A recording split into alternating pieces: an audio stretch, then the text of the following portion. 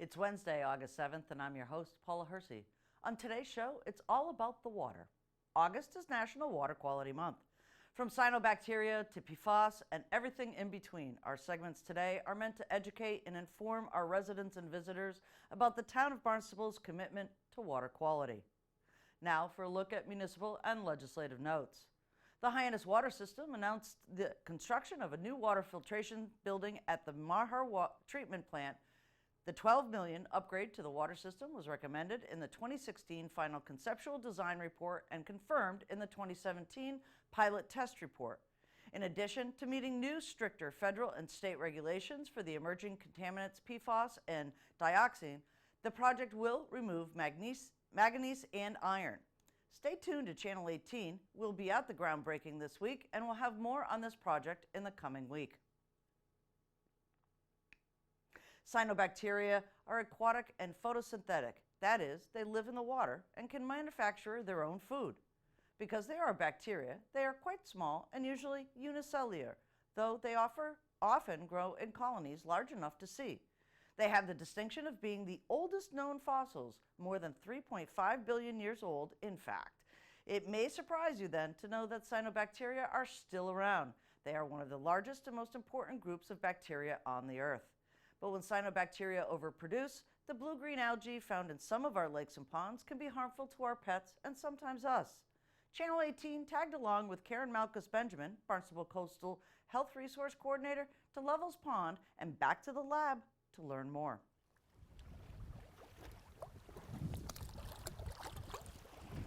There we go. If you look at the top. Today we're looking for cyanobacteria. I'm trying to really get a sense of the community of plankton, and that includes zooplankton, cyanobacteria, and regular algae. So even a regular algae, green algae that's edible by the fish, could be making this cloudy, or sediment if it had been a heavy rain or runoff. There are a lot of things that can cause turbidity, but cyanobacteria is high on that list too. Okay.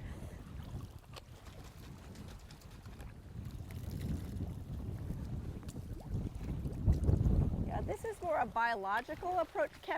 There is chemistry obviously involved, but we're looking at the biology and the ecosystem, which it sort of gives us a different kind of point of view. Because if certain things are there, you know that the system's working in different ways. Whereas if just looking for a chemical, it's a more kind of concrete thing. We could have a lot of phosphorus and nitrogen in here and not have a bloom, but what I'm looking for is actually why are they blooming and who's in that community. So it's a different point of view. Okay. A biological approach. But it seems this year, particularly after all our heavy rains, we're seeing a lot of impact from stormwater. What happens is I think it's a big kick of nutrients and chemicals from the environment off impervious surfaces that gives the creatures in the pond a little extra, and particularly the ones that are very adaptable like cyanobacteria, gives them a feast, and so they bloom. And that's what we're having a lot of trouble with in terms of water quality and recreation this June and July. It seems like a hot spot because after heavy rain, all the nutrients are right here, and it seems to be a place where I do find cyanobacteria pretty commonly. I think just because it's that kick. Cyanobacteria loves phosphorus and nitrogen. It seems to get advantages from other chemicals that are human-made, pesticides, herbicides. It seems to survive those better than regular edible green algae. So it's just a place where I think that it's a good habitat for cyanobacteria, unfortunately. And it's that kick, a little kick of extra food. It's like anybody, you get a little more energy and you've got a little more life and you can make more cells. So it's the reason why it's bad is because they're getting what they need. There is climate change and everything's warming up and we're getting more dramatic weather. I think that certainly isn't going to help our cyanobacteria situation. So that's the big picture. The other picture is with all the heavy rains, you have a lot of erosion, so that destroys maybe things that were protecting the pond before, or the water levels have been really high too, and so the shoreline's eroding and there's less protection to begin with. So it's many factors coming into play. I really think the torrential rains, though, the grooving out and carrying with them sediment, even sediment alone can be very bad for a pond. So just for regular creatures, in addition, it brings more nutrients, of course. Pets and wildlife are the first tier of this, and they're impacted very more dramatically because they're smaller, usually not all dogs, of course, but any animal that's consuming the water or living in the water is directly exposed. Dogs, in terms of people type of, or our domestic creatures, are most at risk because they drink pond water. and large quantities, and maybe on regular basis. They go out in the morning, they go out in the afternoon. So their exposure to toxins is that much higher. Also, they swim and they lick their fur. Lots of dogs, long-haired dogs, can definitely carry a lot of stuff with them, including the scum. The scum attaches to their fur.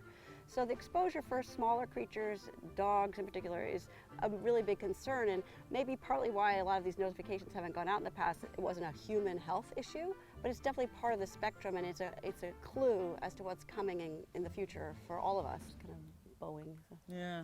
Anyway, so not a good photo, but there's cyanobacteria in here, which is toxic, so don't drink it. Yeah. If you catch fish, do you catch and release, or? Yes. Okay, then you're fine. It's sometimes, particularly in the organs, like the liver or the. Did you see anything in there? Yes, it's hard to see right. You can see a little bit of them. They're What's in little, there? tiny little flecks. See them that glisten green? I do see them. Yes, Yeah, that's the cyanobacteria. What is it? What, it's is that bacteria? Yep, it's not really infectious or problematic that way. It's just when it decays, it makes toxins. And this particular species, it's called microcystis, it's pretty much a guarantee that it'll do it, make toxins, that is. So Affects dogs. particularly, yeah, so because they What drink about it. the fish? It can harm fish. We're just doing new research on that, how it enters the food chain and at what level they get harmed. Yeah. If there's a bad bloom, they can lose oxygen and just die from anoxia because it can overtake the pond. And How long will that last? right now we're probably in week 2 of this, and sometimes it just goes up and down. They have a life cycle. We get a really bad one usually in August or the fall. So unfortunately, they're kind of these wave-like patterns. So this one looks like it's getting better from last week, to be honest, but I can't really tell until I go back to and look under the microscope. Wow. When you're talking about public health, the expediency of what you have here is really what it's all about, right? Yeah, to me, so you yeah. want to be able to get that information, at least initially, Right. back out to the public, and the fastest and most efficient way to do that is to come back here with the samples. Yeah, and be right where I can send them information out, yep, on the computer. But I use the microscope to identify the species. I'll show you, we use a gridded slide, that's the coolest part of this. More than 70,000 cells, then I would close a beach.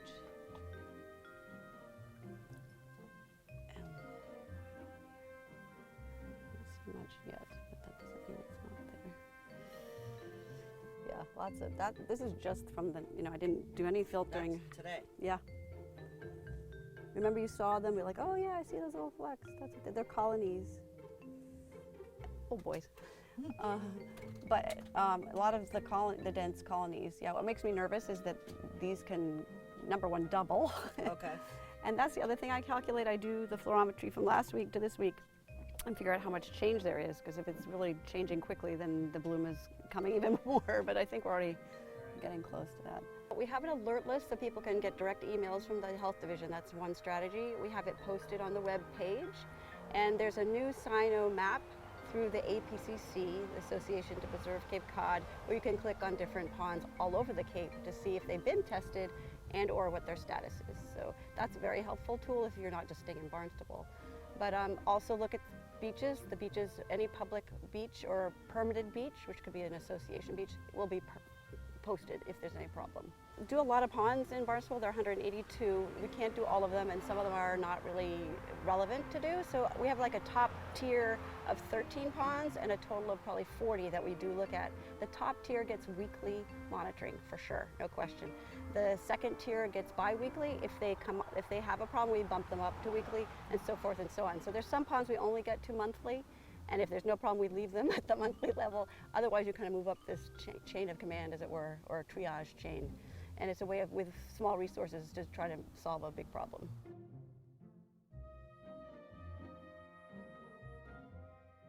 One of the easiest ways to keep our water clean and free of bacteria is to use the free pump-out boat service operating in our harbors from Memorial Day to Columbus Day. Assistant Harbor Master Jared Smaller explains how the service works. A gorgeous day on Katuitt Bay. We are jumping on board with Jared Smaller, Assistant Harbor Master, and we're going to go pump out a boat. This is a free program to boaters here in Barnstable. Jared's going to tell us a little bit about the program, and you're going to see it live. Already tied up to the boat. We open always wear gloves and eye protection. Get the cap open. Eventually. And up forward in the compartment here we have our hose.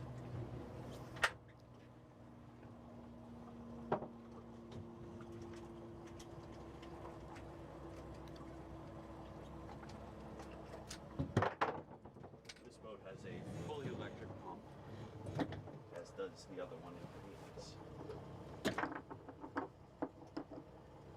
Pump out boats use a diaphragm style pump that pumps essentially right from your boat into the holding tank. Flip this on with Camelot levers. Make sure it's closed so that we don't have anything happen initially. Turn it on. Then slowly open the valve.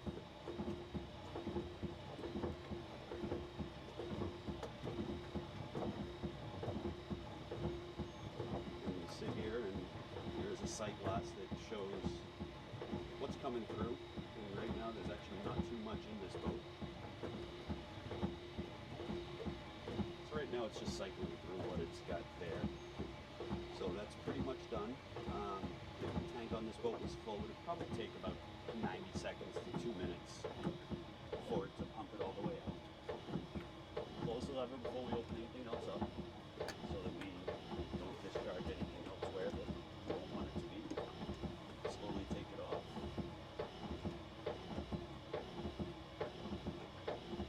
Remove the fitting. Back in so we can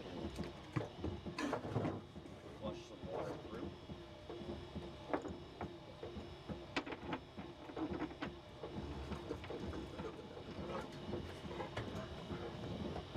Secure our hose. Shut the pump down.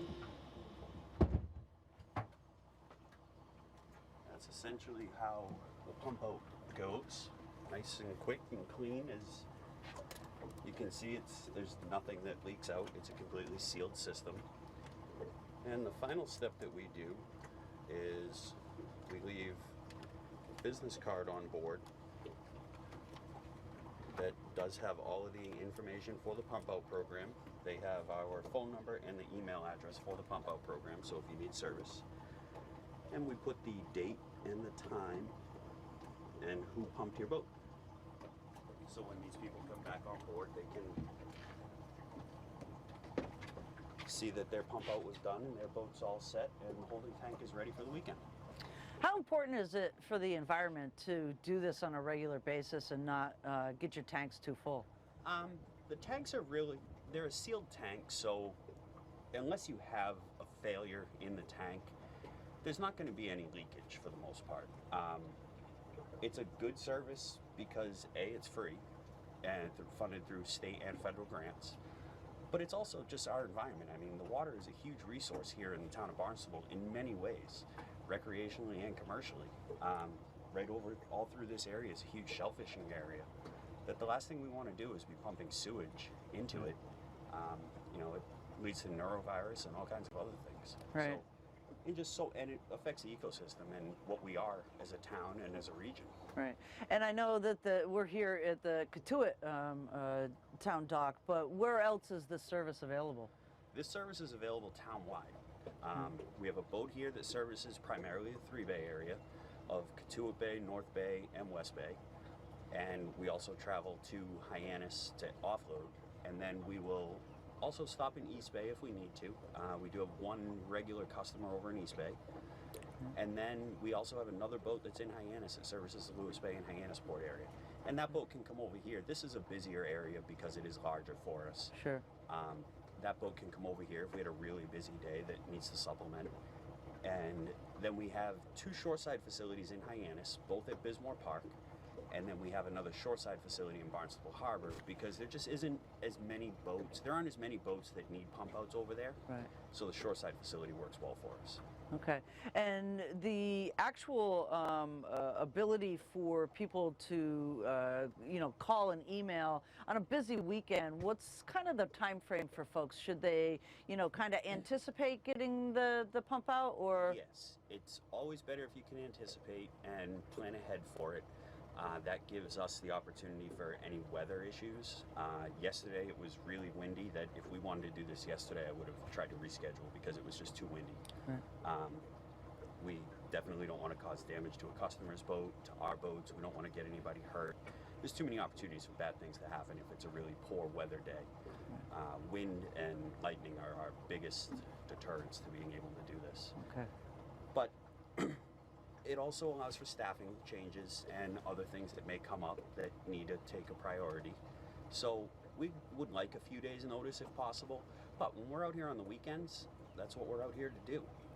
These boats, although they can respond to emergencies and they're fully equipped to handle any of that stuff, the primary purpose of these boats, over and above anything else, is pump out. Again, they're funded through grants, and as part of that, there's to be used for pump out. So these boats are out here to pump your boat all the time. And let's just take it to the conclusion. Once it lands in this boat in the holding tank, where does it go? This boat will then go to Hyannis. We'll take it by water, and we will use one of the 2 stations over there. And then from there, there are 2 pumps over there. They're called peristaltic pumps. They just operate on a different style, a little bit heavier duty, because they have a lot further to draw everything from, between emptying a 450-gallon holding tank on this boat into the town sewer system. So it goes right into a pumping station that's there at Bismore Park and ends up right in the town sewer system. Excellent. And our north side station as well pumps right from this tank there into the town sewer system as well. So everything is treated properly. It ends up just where it would if you were flushing the toilet at your home. And where it should go. Exactly. Exactly. Excellent. Fantastic. Thank you. Thank you. You've been hearing about PFAS and PFOA chemicals in the groundwater and drinking water recently. What are these emerging contaminants of concern, and how do they get into your drinking water? We took a trip out to the Hyannis water supply to learn more.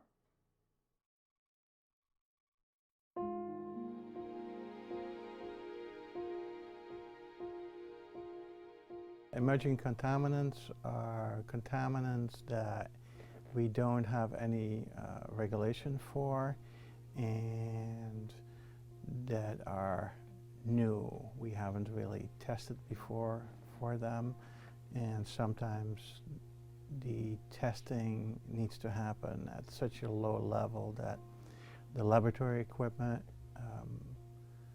that we used to have or we had access to wasn't able to do that, and now the equipment is much better, so now those contaminants starting to show up, and we have to figure out what that means, if they're okay, if they're harmful, at what levels are they okay, at what levels are they harmful, and if they are, how do you take them out?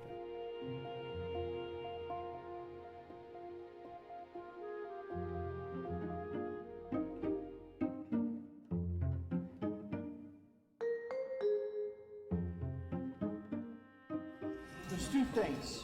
One, those with those snouts on it, you know, where it tapers off, those are more for sampling. But you take samples to make sure you don't get contaminated water, okay? Those have to do with the analyzers. What happens is the chlorine, the pH, which is the corrosion issue, they get sampled constantly, 24/7. And how that works is we run water by them and then dump a little water that gets kind of wasted. So we sample constantly, every minute or so. And then that gets translated into an electronic pulse, and that goes into the system that we just saw, that screen, and then it goes to the main headquarters.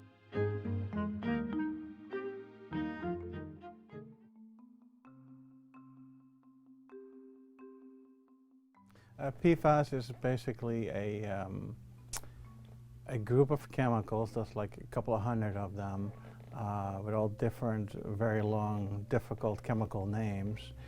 But basically they deal with issues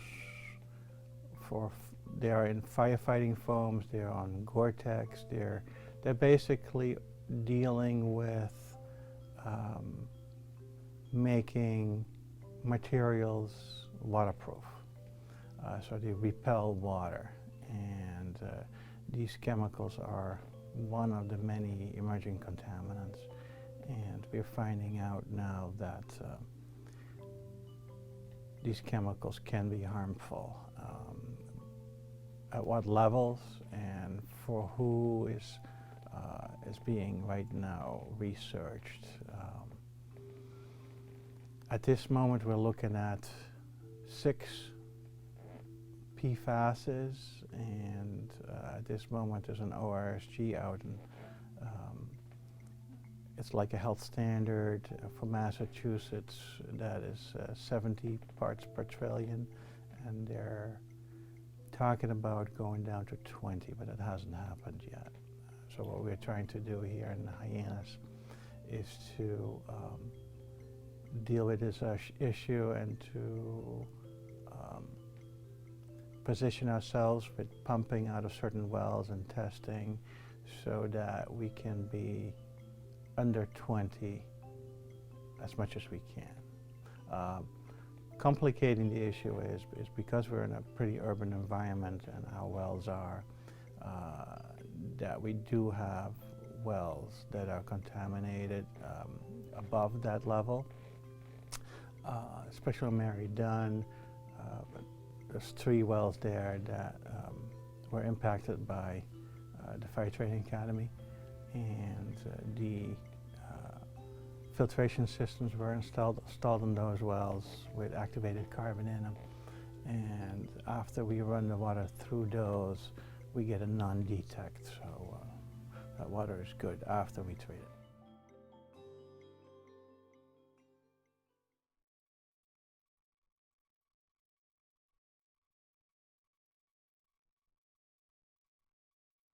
Are there high bacteria levels in our bays? Testing is done on a regular basis by the state to make sure the water is safe for shellfishing. Division of Marine Fisheries, Neil Churchill, shellfish area biologist, showed us how he tests the water in North Bay.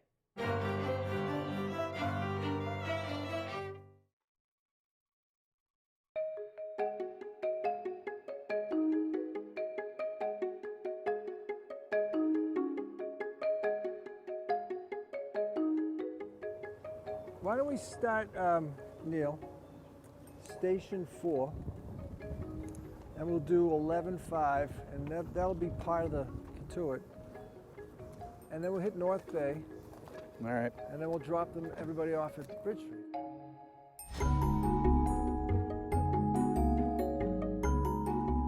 We're required to sample every area that's open to shell fishing 5 times a year.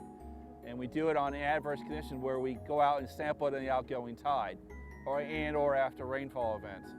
And part of the process that we do that, we go to every area has a number of stations in it based on how big the area is and or how complicated the area is in terms of pollution sources coming in. So it's usually anywhere from 3 to 16 stations in an area. It all depends on how complicated the area is. I mean, a big open coastal area will have like 3 stations. You know, here we have North Bay has like 8. It all depends on how complicated the area is and what's going on. Okay.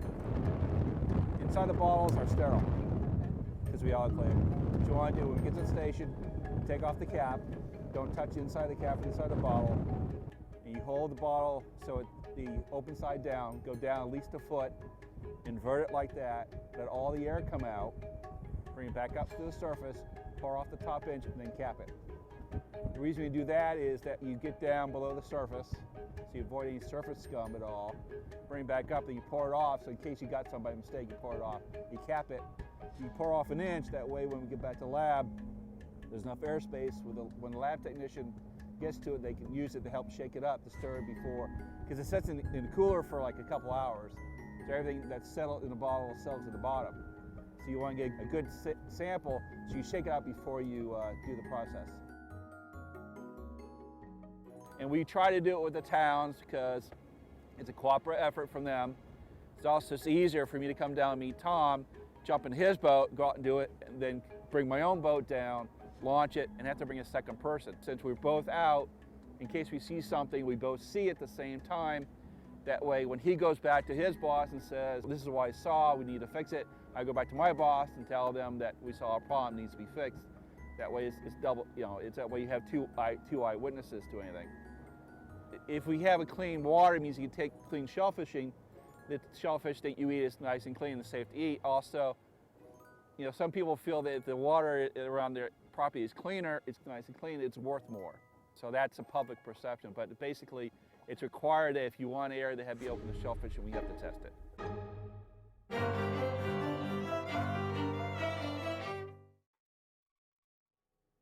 Comments, suggestions, accolades, connect with us on Facebook, email us, or send us an old-fashioned note by carrier pigeon.